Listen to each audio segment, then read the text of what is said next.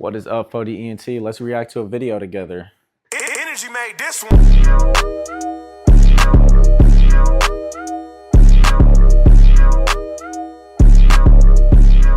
We're going to be listening to Healthy Gamer GG, his interview with, I believe, The Diary of a CEO.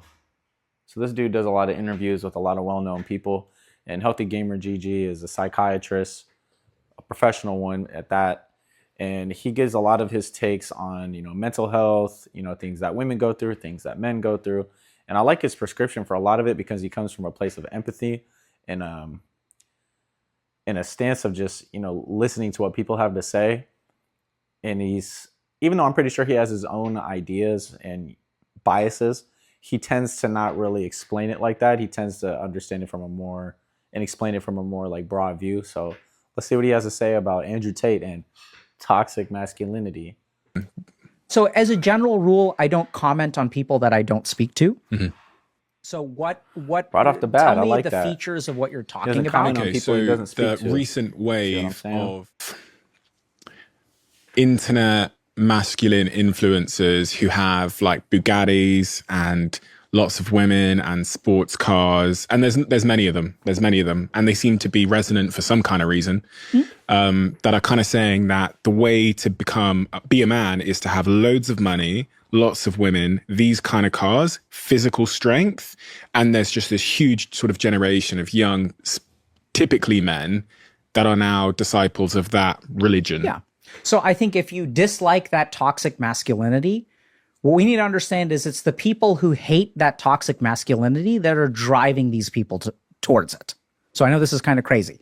So what's happened is this has grown, right? And as it's grown, what have we done? We've demonized these people. We've said these people are bad. And as we demonize them, what's happened? They've grown stronger. So this is something that's very important to understand. If you are a man and you say, I am suffering today, what is the response that you're going to get? Shut up. Absolutely. Not in those exact words, but that's whatever the words are, that's what they mean. Now, I want us to be very, very careful, right? So if you are listening to Steven say people tell you to shut up, and your first thought as a listener is, no, that's not true, that's the problem. So if people agree with you, they understand what you're saying. But if they disagree with you, that's the problem. We literally have a man who is telling us right now that your experiences when I say I'm suffering, people tell you to shut up. And then people are going to be judging you for saying that. And they're going to be saying, no, that's not true. They're going to be saying, shut up. Absolutely. Right? So this is exactly the problem. So men are struggling right now, and the rest of the world says, no, you're not.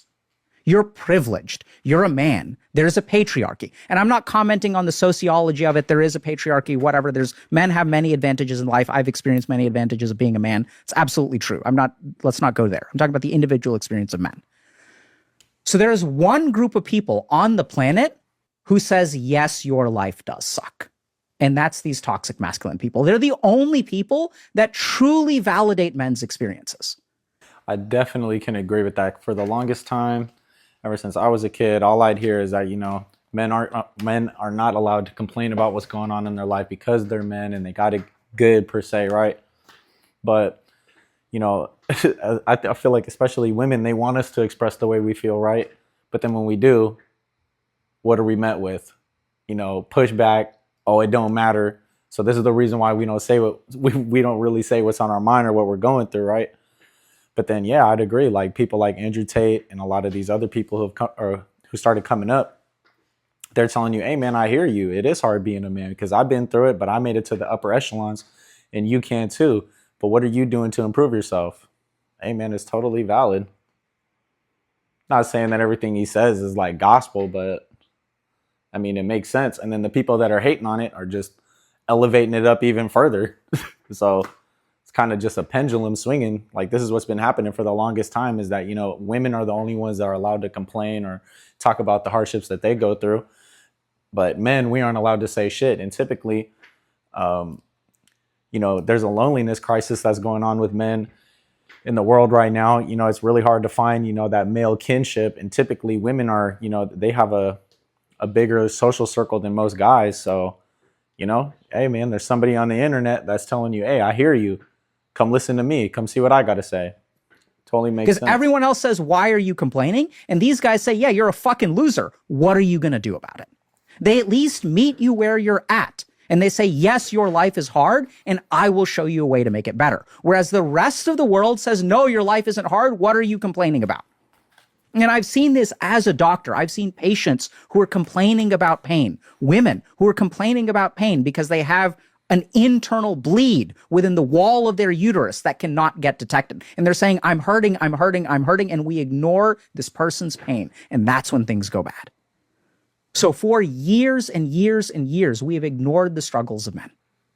And there's one group on the planet who accepts them with open arms. And the more that we demonize them, so when someone starts believing in this toxic masculinity, what is the response? Do people ever ask, like, help me understand what your life is like? Nope, you automatically labeled misogynist, you hate women, you're automatically seen a certain type of way. Bro, that's all it is. It's crazy out here. Like, what do you like about this person? Because everyone's going to them for a reason, but we never bother to ask. Why are you listening to this person? What does this mean to you? We see these posts all the time in our community. My boyfriend is getting into this stuff. My son is getting this stuff. How do I stop it? Hold on a second. Don't try to stop it. Understand it first. Because everyone's trying to stop it and no one is bothering to listen to what the experience of these men are. And that's why it's getting worse and worse and worse as we try to stop it.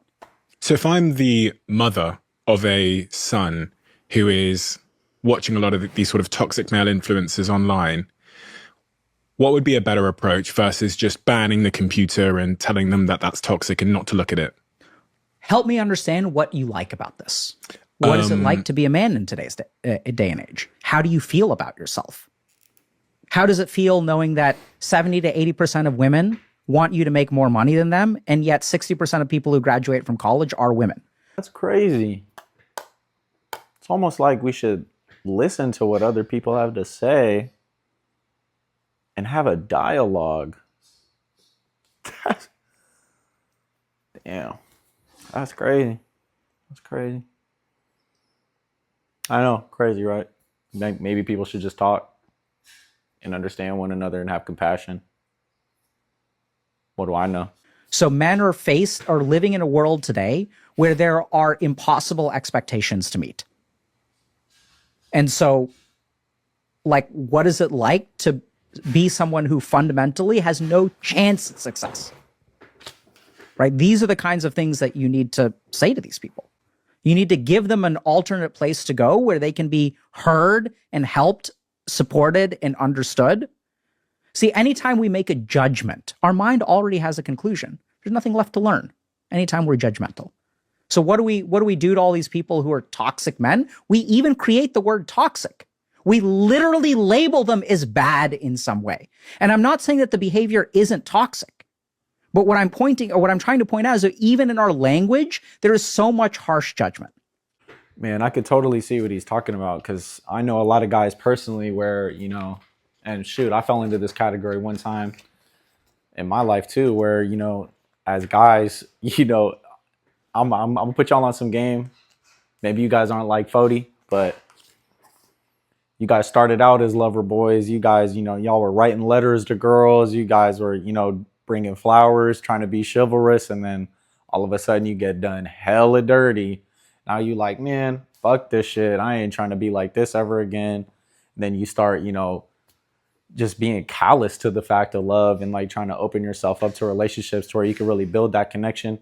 But, that's not the right way to go about it if you want to actually have a meaningful relationship with, the opposite sex, and that goes with women too, A lot of women go through the same thing where they carry their baggage into the next relationship and the next relationship. And it's just this fucking cycle of toxic, never ending fucking cycle of just heartbreak. You start going up, things good, then you fucking tank it because you're fucking killing this shit yourself. There's a lot of guys out there that feel this way, and exactly like he said, why is it? Just a question to ponder, you guys. Hopefully you guys like this, man. If you guys want more videos like this, let me know. If you guys got shit you want me to react to, send it. ODNT, we out of here.